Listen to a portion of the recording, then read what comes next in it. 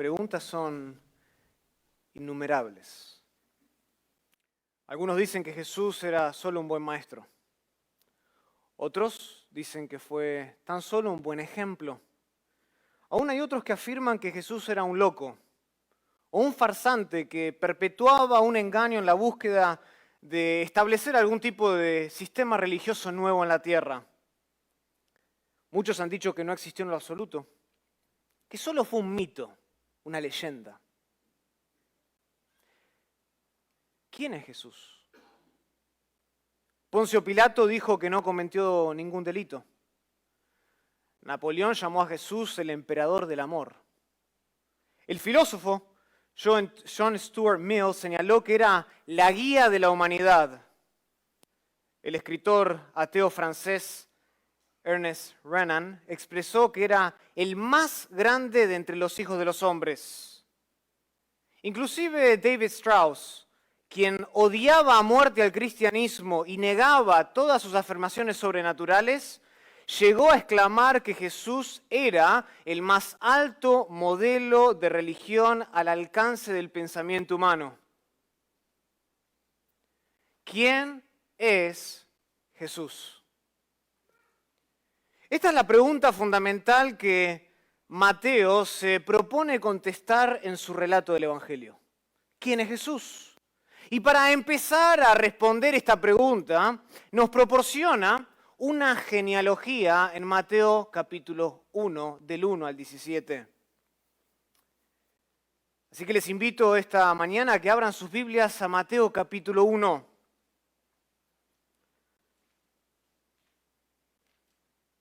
Y basta con mirar esta larga lista de nombres. ¿Y nuestra tendencia qué es? Es saltar lo más rápido posible todos estos nombres e ir al versículo 18, donde desde nuestro punto de vista comienza la acción del relato. Eso es lo que hacemos. Y eso lo hacemos en realidad porque nosotros suponemos que un árbol genealógico no tiene nada que ofrecernos. ¿Qué nos puede decir esta larga lista de nombres raros, inusuales y anticuados acerca de Jesús? ¿Qué tiene para enseñarnos? ¿Para qué gastar el tiempo leyendo 47 nombres consecutivos cuando la verdadera acción del relato comienza en el versículo 18? ¿Debemos nosotros tomar en serio esta sección de la Biblia? ¿Vale la pena estudiar la genealogía de Jesús en Mateo 1 para responder a la pregunta ¿quién es Él?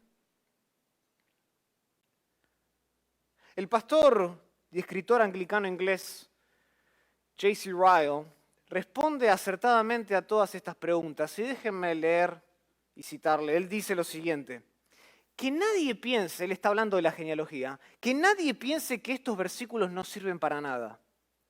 No hay nada en la creación que no sirva para algo.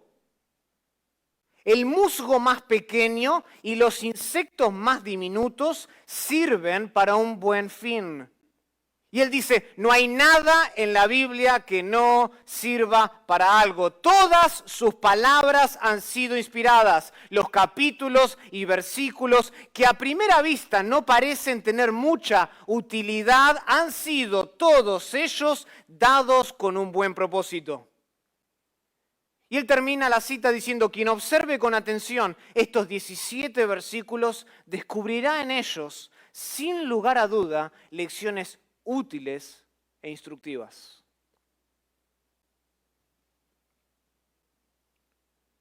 Y quiero dirigir nuestra atención esta mañana a estos primeros 17 versículos del relato del Evangelio según Mateo, porque en esta lista de nombres nosotros aprendemos quién es Jesús. Por algo Mateo comienza así. Por tanto, nosotros debemos tomarnos esta genealogía muy en serio. Vale la pena estudiarla con esfuerzo, con dedicación. Y aunque la intención de Mateo no es necesariamente que nosotros nos sumerjamos en un estudio profundo de cada persona mencionada aquí, el deseo de Mateo es mostrarnos que todos estos nombres apuntan hacia la identidad de Jesús como el Cristo. Todos estos nombres en su conjunto apuntan hacia la realidad de que Jesús es el Mesías prometido en el Antiguo Testamento. Toda esta genealogía declara de manera enfática eso, que Él es el rey anticipado. Pero lo más interesante de esta genealogía es que no solo identifica el linaje real de Jesús, sino que además esta larga lista de nombres nos describe a Jesús y a su persona. Hay tres características en este pasaje. Tres características de Cristo que saltan de la genealogía en tres lugares distintos, los cuales vamos a examinar esta mañana, no tanto en orden lógico, en un orden lógico en vez de cronológico. Así que antes de sumergirnos en este estudio, vamos a leer el pasaje. Vamos a leer 47 nombres consecutivos y contestar a la pregunta, ¿quién es Jesús? La Biblia dice así, palabra inspirada de Dios, libro de la genealogía de Jesucristo, hijo de David, hijo de Abraham. Abraham engendró a Isaac, Isaac a Jacob, y Jacob a Judá y a sus hermanos. Judá engendró a Tamar, a Farés y a Sara. Farés a Esrom y Esrom a Aram. Aram engendró a Aminadab, Aminadab a Nazón y Nazón a Salmón. Salmón engendró de Rahab a Booz. Booz engendró de Ruth a Obed y Obed a Isaí. Isaí engendró al rey David. Y el rey David engendró a Salomón, de la que fue mujer de Urías. Salomón engendró a Roboam, Roboam a Abías y Abías a Asa. Asa engendró a Josafat, Josafat a Joram y Joram a Usías. Usías engendró a Jotam, Jotam a Acaz y Acaz a Ezequías. Ezequías engendró a Manasés, Manasés a Amón y Amón a Josías. Josías engendró a Jeconías y a sus hermanos en el tiempo de la deportación a Babilonia. Después de la deportación a Babilonia, Jeconías engendró a Salatiel y Salatiel a Zorobabel. Zorobabel engendró a Abiud, Ebiud a Eliakim y Eliakim a Azor. Azor engendró a Sadoc, Sadoc a Akim y Akim a Eliud. Eliud engendró a Eleazar, Eleazar a Matán, Matán a Jacob y Jacob engendró a José, marido de María, de la cual nació Jesús, llamado él Cristo. De manera que todas las generaciones, desde Abraham hasta David, son 14. Desde David hasta la deportación de Babilonia, 14. Y desde la deportación a Babilonia hasta Cristo, 14.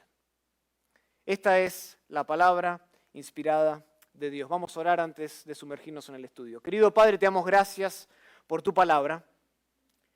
Gracias porque toda palabra nos instruye que viene de parte de ti. Y Padre, este pasaje es el comienzo del relato del Evangelio según Mateo, en donde Mateo responde la pregunta, ¿quién es Jesús? Han habido innumerables respuestas a esa pregunta a lo largo de la historia. Pero hoy queremos escuchar qué es lo que Mateo tiene para decirnos. A quien tú has movido por tu Santo Espíritu para incluir esta larga lista de nombres que muchas veces saltamos pensando que no tienen nada que enseñarnos, pero que revelan no solo la identidad de Jesús, sino también quién es Jesús y qué tipo de Mesías Él es. Padre, te ruego que hoy obres en nuestros corazones a través de tu palabra, en el nombre de Cristo Jesús. Amén. Entonces, esta genealogía describe a Jesús y a su persona, y hay tres características que quiero llamar su atención esta mañana. La primera característica que esta genealogía nos demuestra sobre Jesús es su grandeza. Su grandeza. Noten cómo comienza la genealogía. El primer versículo dice así: libro de la genealogía de Jesucristo, ¿Hijo de quién? Hijo de David, hijo de Abraham. Desde el principio, Mateo establece que Jesús reúne todas las credenciales necesarias para ser el rey tan anticipado en el Antiguo Testamento. Es decir, Mateo nos deja saber desde el principio que Jesús no era un judío más. No era solo un hombre común y corriente de Israel. El texto dice enfáticamente que él era hijo de David e hijo de Abraham. Y esto es importante, porque las Escrituras hasta este momento habían revelado con total claridad que el Mesías nacería de la simiente de Abraham y de la casa de David. De hecho, la primera pregunta que un judío le haría a cualquier hombre que pretendía ser el Mesías sería: ¿eres hijo de Abraham e hijo de David? Si no lo eres, entonces no tienes licencia de proclamarte como el Mesías. De modo que la genealogía es indispensable para nosotros poder confirmar la identidad del Cristo, la identidad de Jesús. Solo es posible aceptar a Jesús como el Mesías si se puede trazar una línea genealógica hasta David y Abraham. Ahora, esto también indica, desde el principio, que la vida de Jesús fue especial. El nacimiento de Jesús fue el resultado ¿de qué? De preparativos divinos en la historia. Tú y yo no nacemos cuándo nacer, no elegimos de quién nacer, ni siquiera en qué lugar nacer. Todo esto demuestra desde el principio que Dios preparó el camino de antemano. Hay muchos que piensan que Jesús fue solo un profeta más. Un profeta entre muchos. Dicen que su mensaje de amor y de hermandad es admirable, pero ellos no se preocupan por estudiar los datos de su vida, los datos históricos de su vida. Para ellos los detalles de su nacimiento son detalles secundarios. La genealogía, ¿para qué estudiarla? Pero Mateo pone mucho énfasis en estos mismos detalles, los cuales leemos en estos primeros 17 versículos, para demostrar lo siguiente, hermanos, para demostrar que el camino del Mesías había sido preparado desde ya mucho tiempo atrás. O sea, no estamos ante la presencia de un profeta más de Israel, sino que estamos ante la presencia de alguien único, enviado por Dios mismo. Fue el Hijo de Dios enviado para llevar a cabo los propósitos de su Padre. Por tanto, nosotros no tenemos ningún derecho de descartar estas credenciales sin estudiarlas antes, porque el linaje de Jesús, la genealogía de Jesús, es un reflejo de la extraordinaria grandeza de Cristo. Nos muestra su grandeza. No era un judío más. No era un profeta más. Era el Hijo de Dios enviado por Dios mismo. Y noten que Mateo menciona a David en primer lugar. Dice, libro de la genealogía de Jesucristo, hijo de David. Lo menciona a David en primer lugar porque era indispensable que el Mesías naciera de su casa si era supuestamente el rey anticipado del Antiguo Testamento. Dios ya había prometido un descendiente de la casa de David que se iba a sentar en el trono de David para inaugurar un reino de perfección, un reino de justicia para siempre. Acompáñenme en sus Biblias a 2 de Samuel capítulo 7, quiero que lo vean. 2 de Samuel capítulo 7. Esto es lo que se conoce como el pacto davídico. Y en 2 de Samuel capítulo 7, versículo 12, Dios le está hablando a David y le dice, y cuando tus días, los días de David, sean cumplidos y duermas con tus padres, yo levantaré después de ti a uno de tu linaje, el cual procederá de tus entrañas y afirmaré su reino. Él, está hablando de uno, él edificará casa a mi nombre y yo afirmaré para siempre el trono de su reino. Es decir, que no puede ser Salomón. Yo le seré a él padre y él me será a mí hijo. Si él hiciera mal, yo le castigaré con vara de hombres y con azotes de hijos de hombres, pero mi misericordia no se apartará de él como la aparté de Saúl, al cual quité de delante de ti. Y será, dice, afirmada tu casa y tu reino por unos días, ¿no? Para siempre delante de tu rostro, y tu trono será estable eternamente. Era indispensable que el Mesías naciera de la casa de David, porque a David se le había prometido que uno de su linaje se iba a sentar en su trono e iba a restaurar el reino para siempre. Por eso no debe sorprendernos que desde aquel momento, desde 2 de Samuel capítulo 7, en adelante, todos los profetas que vinieron después, al hablar del Mesías, al hablar de este rey venidero, siempre veían en el Mesías al hijo de Isaí. Siempre cuando se referían al Mesías, se referían a él como si fuera el segundo David, el hijo de Isaí, aunque David ya estaba muerto. Porque entendían la profecía que le fue dada al rey David. Acompáñenme, por ejemplo, a Isaías capítulo 11.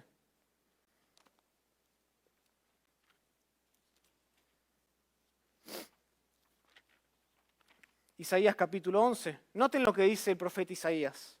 Versículo 1. Saldrá una vara del tronco de ¿quién? Está hablando hacia el futuro. Isaí ya había muerto. Dice, saldrá una vara del tronco de Isaí y un vástago retoñará de sus raíces y reposará sobre él el espíritu de Jehová, espíritu de sabiduría y de inteligencia, espíritu de consejo y de poder, espíritu de conocimiento y de temor de Jehová. Este es un versículo que después Mateo en el capítulo 2 cita en referencia a Jesús. Noten que se lo llama el tronco, o saldría una vara del tronco de Isaí, un hijo de Isaí. Pero este no fue el único profeta. Acompáñenme a Jeremías, ahí al lado. Jeremías, capítulo 23.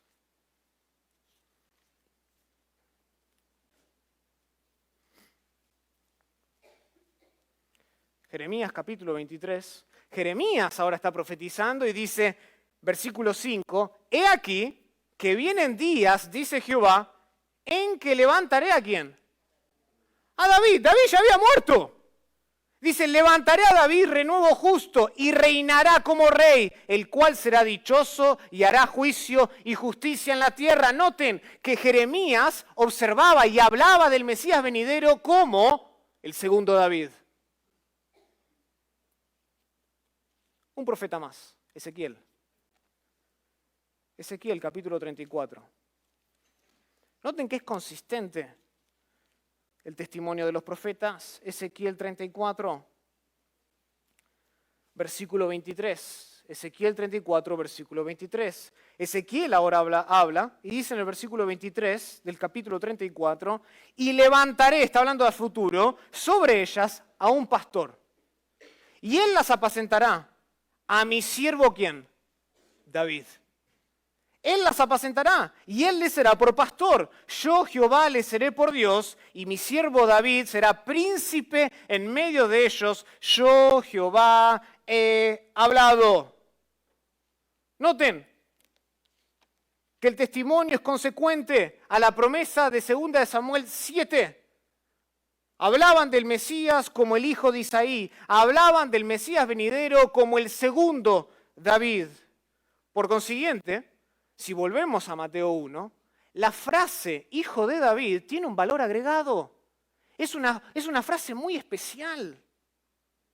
De hecho, ya para el primer siglo, esta frase se ocupaba en referencia al Mesías. Todos sabían que cuando diría el hijo de David era una figura mesiánica.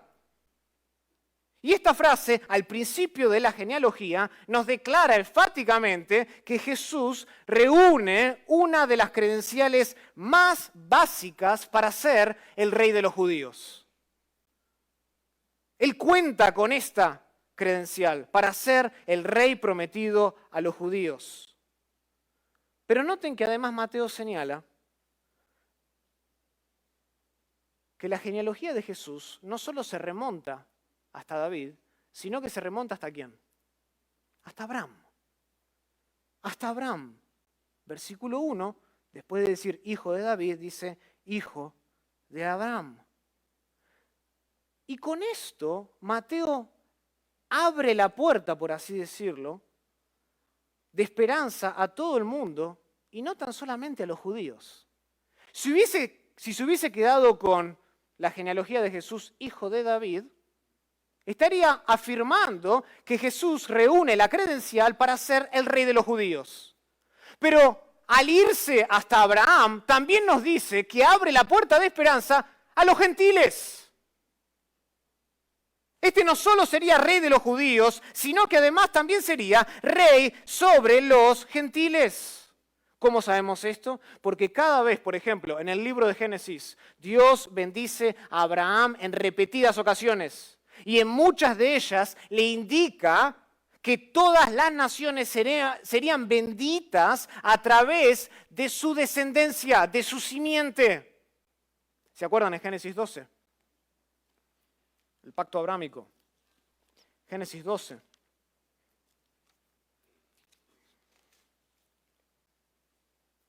Versículo 1. Pero Jehová había dicho a Abraham, vete de tu tierra y de tu parentela, y de la casa de tu padre a la tierra que te mostraré. Y haré de ti una nación grande, y te bendeciré, y engrandeceré tu nombre, y serás bendición. Bendeciré a los que te bendicen, y a los que te maldijeren, maldeciré. Noten fin del versículo 3 de Génesis 12. Y serán benditas en ti todas las familias de la tierra. Uno más por una cuestión de tiempo. Génesis 22. Noten. Dios bendice a Abraham de nuevo y le vuelve a recordar lo mismo. Génesis 22.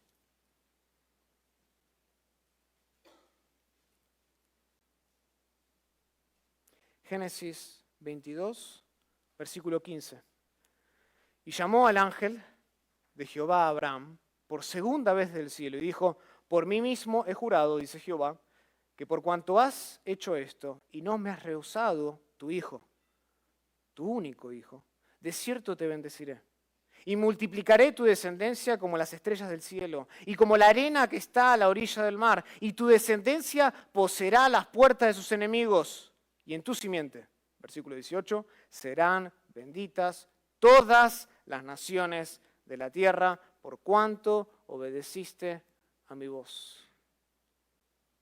En otras palabras, las promesas hechas a Abraham contienen la semilla de esperanza de un rey que salvaría a muchas familias de la tierra.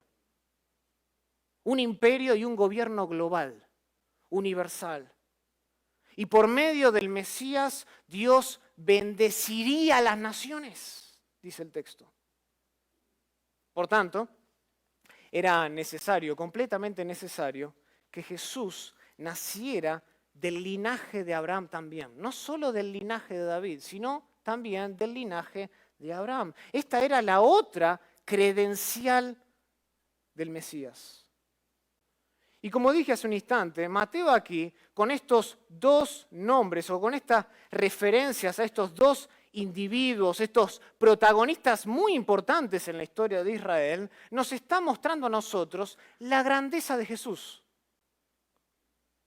No era un judío más, común y corriente. Pero además, no solo Jesús reunía todas las credenciales necesarias para ser el rey anticipado del Antiguo Testamento, sino que además este versículo 1 establece que su nacimiento, como dije antes, fue el resultado de preparativos divinos. Hoy uno quiere ser el líder de una nación, no es tan difícil hacerlo. Necesitas dinero, necesitas un grupo de gente que te pueda apoyar, buena carisma y puedes llegar a hacerlo. Pero para ser un Mesías o el Mesías de Israel, no necesitabas de carisma, ni de dinero, ni de amigos. Necesitabas credenciales.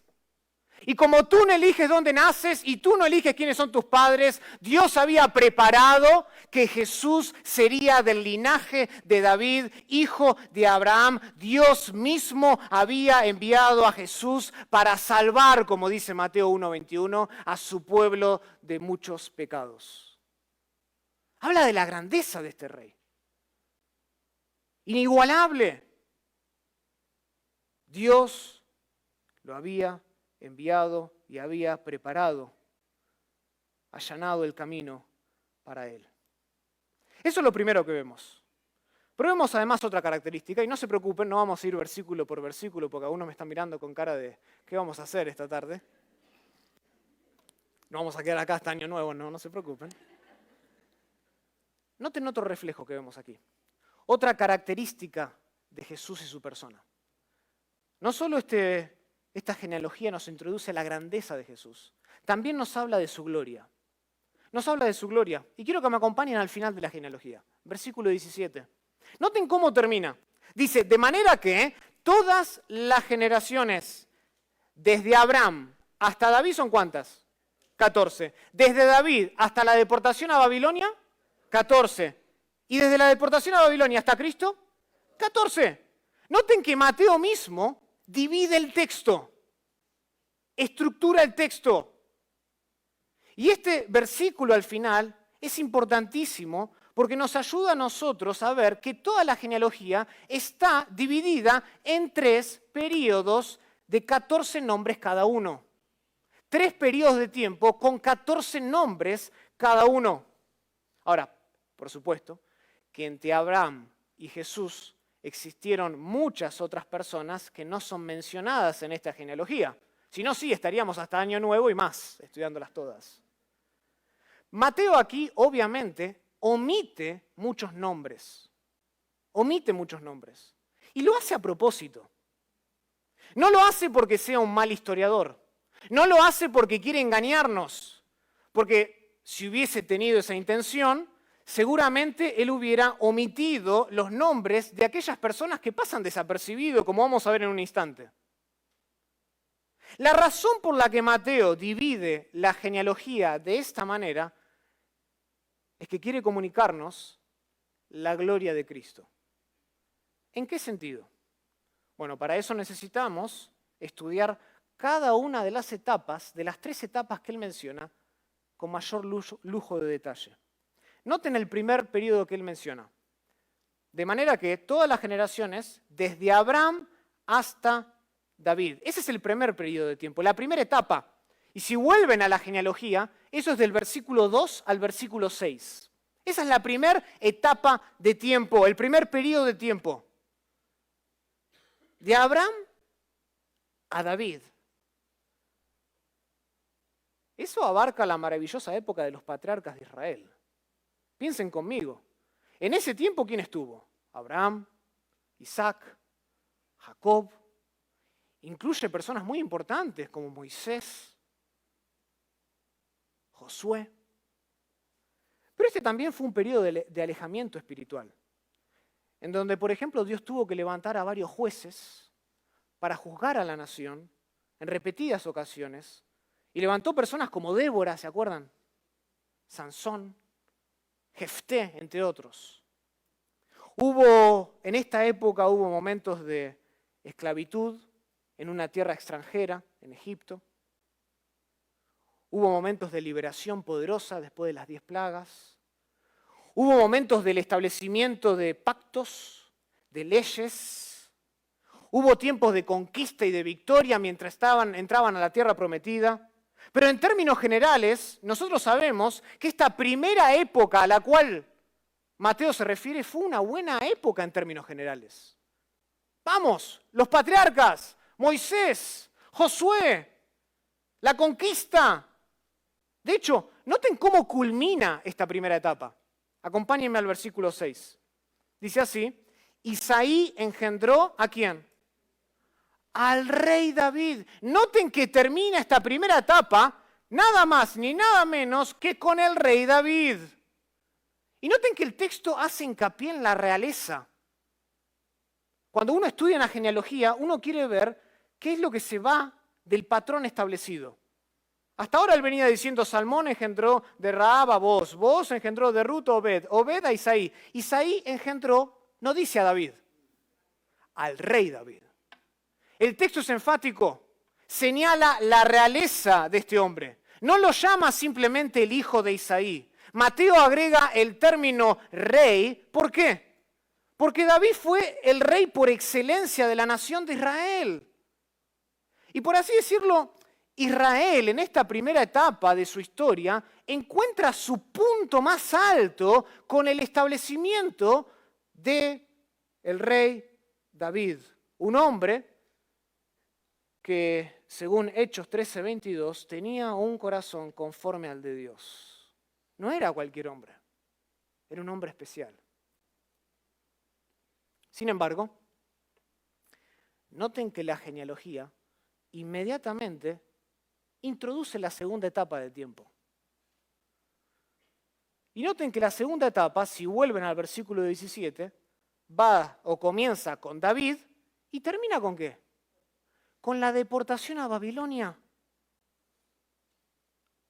Fue de su punto más alto a tal vez su punto más bajo en la historia. De entronar a David a irse en el exilio y la deportación a Babilonia. Esta generación, si mal no recuerdan, estuvo marcada por la monarquía. De hecho, muchos de los nombres que están ahí, los 14 nombres en la segunda etapa, son reyes. Son reyes. Esta generación estuvo marcada por la monarquía cuando Israel, después de haber insistido en tener reyes humanos como todas las naciones a su alrededor, finalmente descubrió algo. Descubrió que muchas veces estos reyes los terminaron alejando de Dios y los metieron en problemas en lugar de llevarlos a la paz que Dios había prometido para ellos en la tierra. Todo fue cuesta abajo en esta segunda etapa. En este segundo periodo de tiempo todo se fue abajo, por la borda. Este periodo estuvo marcado por una desobediencia casi ininterrumpida del pueblo de Israel. Estuvo marcado por la apostasía de los judíos, la tragedia del pueblo al irse exiliado a otra nación gentil. Este periodo estuvo marcado por derrotas, conquistas, exilios y la destrucción de Jerusalén y su templo, que marcó un acontecimiento trascendental en la historia de Israel. Un antes y un después, cuando se destruyó el templo. Pero esto no fue todo. La genealogía continúa. Y antes de llegar a Cristo, Mateo nos muestra que hubo un tercer periodo de tiempo. Un tercer periodo de tiempo que va desde la deportación a Babilonia hasta la persona de Cristo. Y este tiempo hubo cautiverios, hubo exilio, en este tiempo hubo frustración en el pueblo de Israel. Podríamos decir que hubo un total estancamiento espiritual. Total estancamiento espiritual. De hecho, si ustedes leen los versículos del 12 al 16 después, se van a dar cuenta que la mayoría de los nombres que aparecen ahí no los conocemos. No tenemos punto de referencia histórico. Comenzando con Salatiel hasta Jacob, el padre de José. Realmente estos nombres son completamente desconocidos para nosotros, a no ser por esta lista. Pero no tenemos información biográfica de quiénes fueron. No sabemos quiénes son. Sabemos muy poquito acerca de ellos. Son nombres que pasan desapercibidos.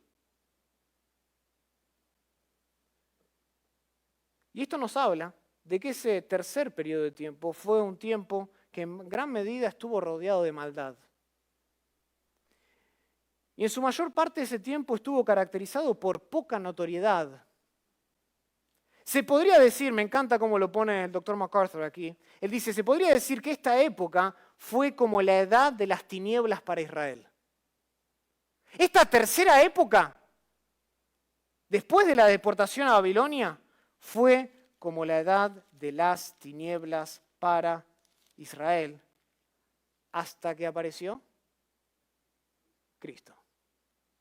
Gálatas 4, versículo 4 dice, pero cuando vino el cumplimiento del tiempo, cuando era el momento de que esa tercera etapa culminare, Dios envió a su Hijo, nacido de mujer y nacido bajo la ley, para que redimiese a los que estaban bajo la ley, a fin de que recibiésemos la adopción de hijos.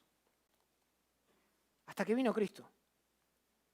Estas 3 etapas, hermanos, nos muestran que nada, absolutamente nada, puede interponerse en el camino de este rey. Nada. Nada puede interponerse en el camino del gran conquistador. Este rey es diferente a todos los reyes de Israel y más poderoso que todos juntos.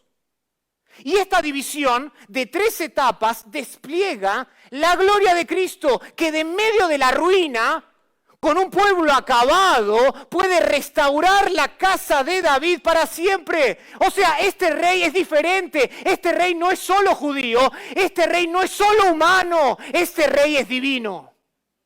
Porque tiene el poder para restaurar la casa de David. No solo por unos días, sino para siempre. Por eso, cuando Jesús a sus seguidores les dijo, antes de que Abraham fuese, yo soy, ¿lo quisieron qué? Apedrear. Se alborotaron. ¿Cómo es posible que este hombre diga que fue mayor que nuestro patriarca? Y que cuando dijo en Mateo 22 que él era el Señor de David, se alborotaron. Porque este no era solamente un hombre normal y corriente. Este era el Hijo de Dios, que asumió nuestra carne para poder morir por pecadores inmundos como nosotros. De hecho, déjenme mostrarles una cosita más. Noten que cuando llega al final de la tercera etapa en la genealogía, noten lo que dice el texto. Y vean cómo el texto otra vez se va del patrón establecido. Noten, versículo 15. Eliud engendró a Eleazar, Eleazar a Matán, Matán a Jacob. Y noten lo que dice el versículo 16, por favor, y subrayen esto. Y dice, y Jacob engendró a José. Y noten que después no dice, y José engendró a Jesús. ¿Ven eso? ¿Por qué no dice eso? Porque José no lo engendró. Porque este rey era divino. Noten que el texto dice, engendró a José, marido de María, y ahora, el punto es María, de la cual nació Jesús. El texto enfáticamente nos muestra, como nos va a decir después y declarar en los versículos 18 al 25, que este Jesús, este Mesías, este rey, era nada más y nada menos que Dios con nosotros. Un nacimiento virginal que despliega la gloria de Dios y que nada puede interponerse en la restauración de su reino y el establecimiento de su casa para siempre. Este es Jesús, Dios con nosotros, Dios hecho carne, enviado por Dios mismo.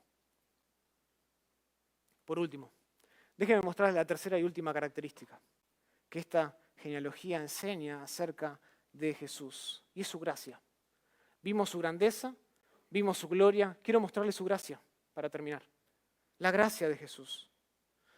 Noten que entre todos los nombres incluidos en la genealogía, no hay duda que algunos nombres nos sorprenden más que otros. Como cuando vamos a Hebreos 11 y encontramos algunos nombres que decimos, oh, Sansón debería estar acá, ¿no? En esta genealogía hay algunos nombres que nos sorprenden más que otros. Y no quiero llevarlos a la tercera parte, porque la tercera parte realmente desconocemos quiénes son, Salatiel. ni fu ni fa. Pero antes, en la genealogía, encontramos la mención de 4 mujeres marginadas por el pueblo judío. Noten, Mateo 1.3 encontramos a Tamar, en 1.5 a Rahab, en 1.5 también a Ruth, y en el versículo 6 encontramos a la que fue mujer de Urías, es decir, Betsabé. 4 mujeres marginadas por la sociedad judía. De hecho, seguramente si nosotros hubiéramos escrito este relato del Evangelio, habríamos mencionado a algunas de las mujeres más virtuosas e ilustres del Antiguo Testamento, no a estas. Nuestra genealogía hubiese incluido los nombres de quién? De Sara, de Rebeca, de Raquel, de Lea, mujeres que fueron más ilustres en el Antiguo Testamento, pero no es así. Mateo no comienza de esta manera. De hecho, Mateo ni siquiera las menciona a ellas.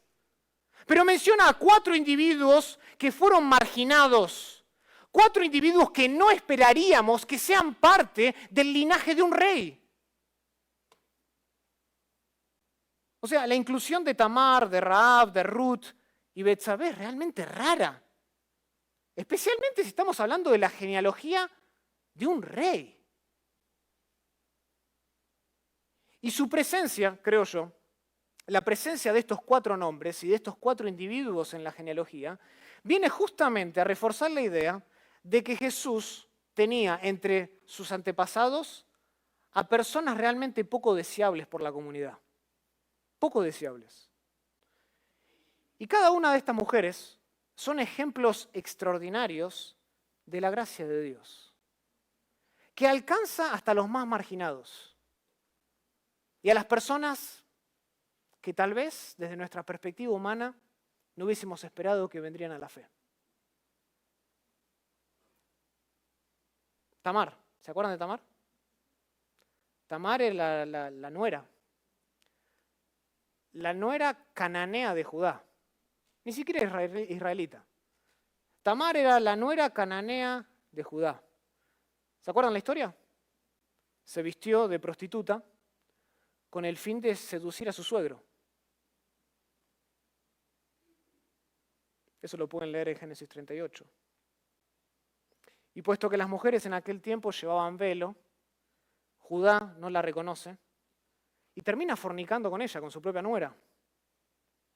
Ahora, lo más increíble de todo es que a pesar de la prostitución, a pesar del incesto, la gracia de Dios fue derramada sobre esta mujer y fue incluida nada más y nada menos que en la genealogía de Cristo. Increíble. Rahab también era gentil y también fue culpable de prostitución. Pueden leerlo en Josué capítulo 2. Pero ¿cuál era la diferencia entre Rahab y Tamar? La diferencia es que Rahab era una prostituta de profesión. Y difícilmente nosotros podríamos concebir todo lo que pasaba en esa ciudad, en Jericó. Pero nosotros sabemos que el pueblo de Israel tenía que destruir la ciudad por su idolatría y por su paganismo. Difícilmente podemos concebir cuán baja era el estilo de vida de Rahab. Pero, debido a su temor a Dios y su acto de bondad para con Israel, Dios termina protegiendo la vida de esta mujer. Y no solo la vida de la mujer, ustedes pueden ir después a Josué capítulo 6 y pueden leer que Dios también perdona la vida de su familia. Cuando Jericó fue sitiada y fue destruida por Israel. Y además de esto, como si esto fuera poco, ¿saben qué pasa? La gracia de Dios la coloca en la línea del Mesías. Algo parecido ocurrió con Ruth. Con Ruth. Ruth también era gentil. Era moabita. Miembro de una nación, ¿se acuerdan? De la cual había dicho en Deuteronomio capítulo 23, versículo 3, no entrará moabita en la congregación de Jehová, ni hasta la 10ª generación de ellos no entrará en la congregación de Jehová para siempre, no procurarás la paz de ellos, ni su bien en todos los días para siempre. No entrará. Sin embargo, la gracia de Dios no solo implantó a esta mujer en la familia real de Israel, sino que más adelante, a través de Booz, la introdujo a ese linaje. A ese linaje se convirtió Ruth ¿en quién? En la abuela del rey David. ¡Qué increíble! Siendo moabita, marginada según las leyes de Dios, termina ocupando por la gracia de Dios un lugar en el linaje real de Israel y se convierte en la abuela del rey por excelencia que tuvo la nación. Y por último aparece Betsabé, a quien Mateo, por cierto, ni siquiera la llama por nombre, no sé si se dieron cuenta, versículo 6.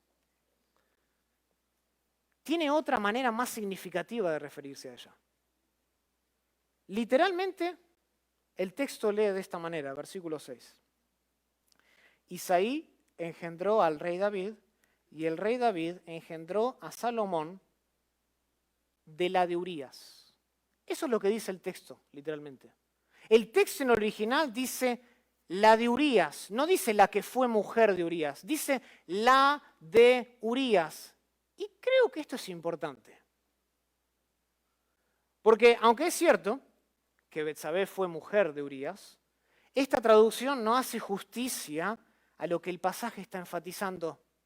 Mateo quiere que nosotros, como lectores, identifiquemos la relación de Betsabé con Urías por encima de la relación promiscua que tuvo David con Betsabé.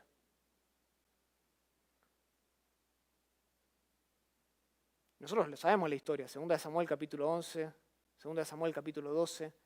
Sabemos que aunque David logró encubrir por un tiempo su pecado al enviar a Urías al frente de la batalla con el fin de que él fuese asesinado, el texto nos enfoca en el carácter adúltero de la relación que hubo entre David y Betsabé.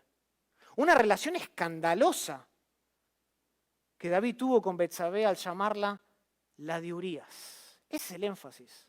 ¡Qué escándalo que el rey haya tomado la esposa de uno de sus valientes! Un hombre que estaba dispuesto a darlo todo por el reino, para acostarse con ella mientras él estaba peleando la batalla. Ahora noten otra vez que por la gracia de Dios, Betsabé se convirtió en la madre ¿de quién? De Salomón. El primer hijo muere, ¿no?, de esa relación que hubo. Pero después viene Salomón. ¿Y Salomón es quién? Es antepasado de Jesús. O sea, estas 4 mujeres que Mateo incluye en la genealogía de Cristo son 4 recordatorios de que Jesús extiende su gracia de maneras que no se pueden anticipar. Su gracia no es algo que podemos empacarla y controlarla y decir, no, hasta acá llegaste. No, a esa persona, la moabita, no. Al cananeo, no. Estas 4 menciones son recordatorios asombrosos de que a Cristo le encanta salvar lo peor. Y esto es buenas noticias para nosotros, porque esto significa que nosotros nunca estamos demasiados rotos, demasiados contaminados o demasiados arruinados por nuestros pecados para ser restaurados por este Rey victorioso. A Jesús le encanta salvar pecadores y su gracia va mucho más allá de lo que nosotros podemos imaginar. Mucho más allá de tu pecado y mi pecado. Este Rey es poderoso. Este Rey es sin igual. Y a este Rey le encanta salvar lo peor y convertirlos en trofeo de su gloriosa gracia.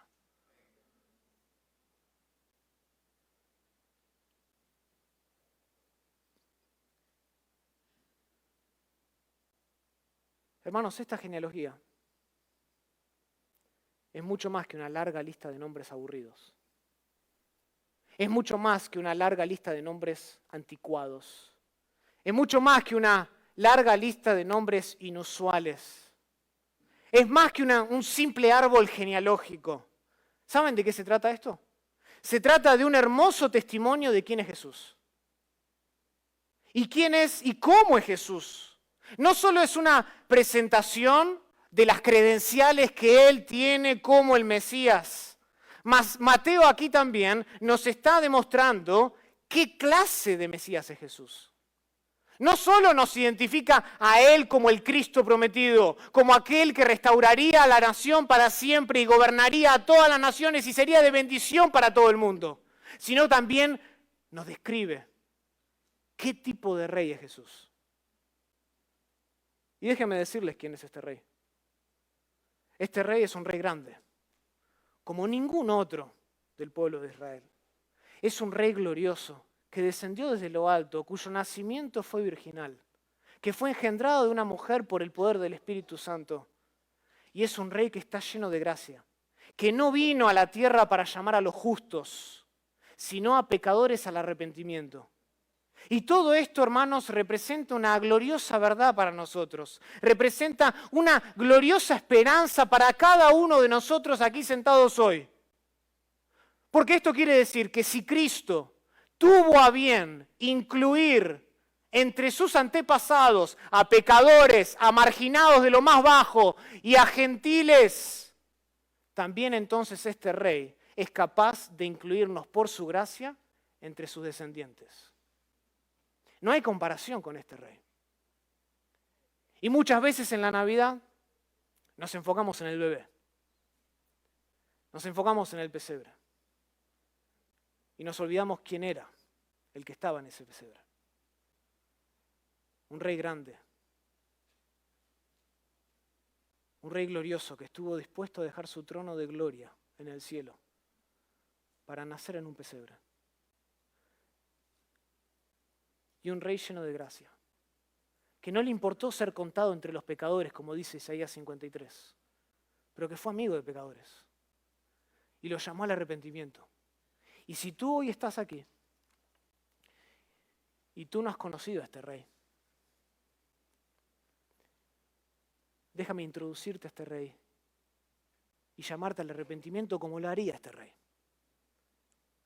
Porque este rey demanda de ti que si tú quieres estar en el reino eterno, en el reino venidero y ser parte de la familia de Dios, este rey demanda de ti que tú te arrepientas de tus pecados.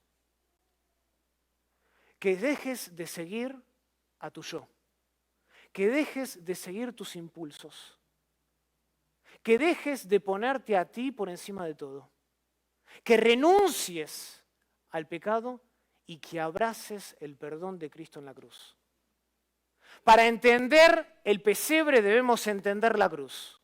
Y en aquella cruz, el que murió fue un rey grande, un rey glorioso, un rey que está lleno de gracia y que hoy, si tú te arrepientes, si tú depositas tu fe en Él, Él está dispuesto a darte nueva vida en Cristo Jesús.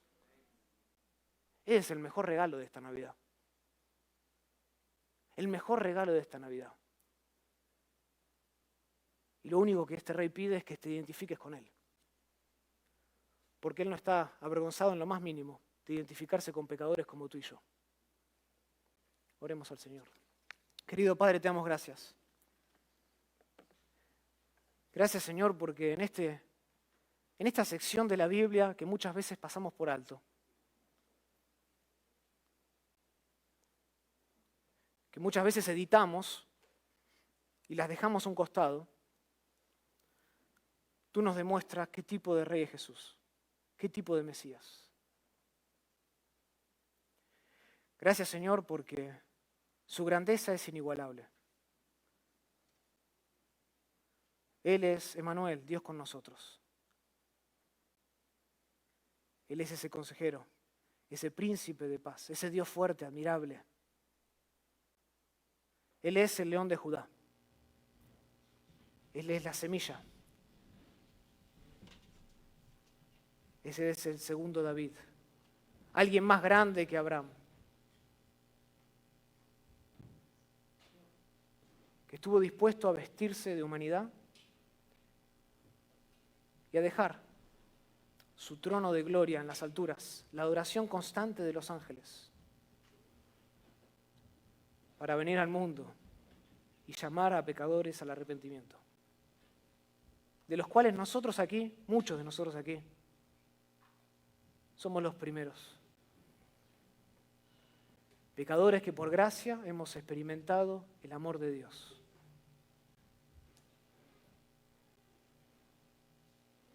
Señor, en esta Navidad queremos exaltar tu nombre.